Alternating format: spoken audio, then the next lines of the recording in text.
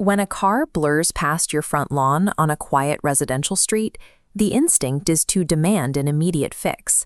But the town of Caledon does not simply install new infrastructure because of a complaint.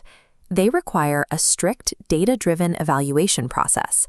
The town's official 5-step traffic calming program is the only pathway to securing physical changes on your road. To enter this program, you have to be willing to act as your neighborhood's organizer, and you must have the patience to navigate a bureaucratic timeline that spans several months. Municipal engineering changes cannot happen on their own. They require organized, documented community action as the initial trigger. Step 1 starts on the Town of Caledon website. Navigate to the traffic calming page and download the neighborhood petition form. You will need to fill out specific operational fields on this document. This includes the exact road location and a precise description of the problem. The form also requires you to identify the peak times of day when the speeding is most significant, alongside your contact information as the lead organizer. This brings us to the first major hurdle. To trigger a town review, you must secure signatures from 66% of the households. Specifically, these must be fronting households, the properties immediately bordering the block or street where you want the traffic calming installed. Once the required signatures are collected, you submit the completed form directly via email to the town's traffic calming inbox. If you fail to hit that exact mathematical threshold, the petition is discarded and the process stops. Physical door knocking is unavoidable. In Step 2, the town takes control.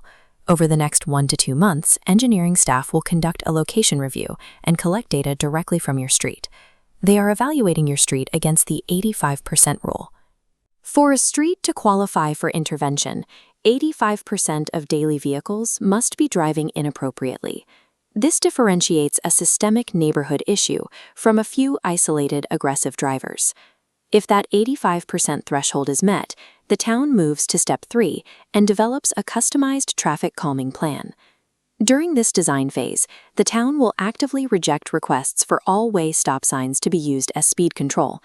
Data consistently shows that unwarranted stop signs cause higher speeds between blocks as drivers try to make up time, and they increase rear-end collisions. The town will also reject requests to artificially lower the speed limit. Posting lower numbers without changing the road geometry creates a false sense of security for pedestrians without actually altering driver behavior. Even speed humps are highly restricted.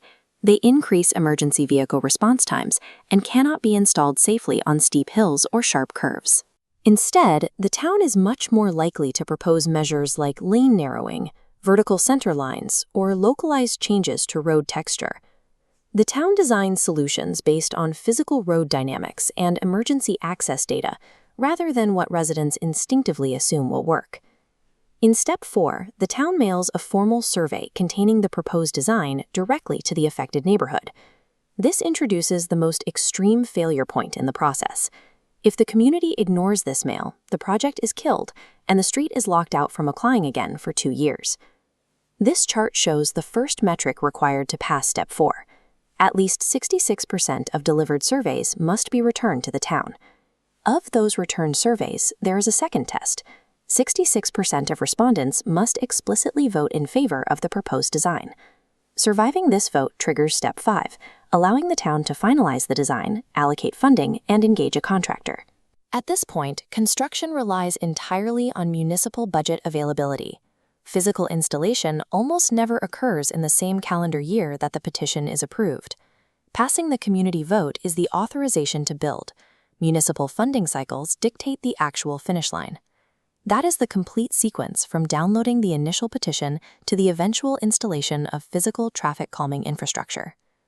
The two absolute biggest hurdles are the dual 66% thresholds in Step 1 and Step 4.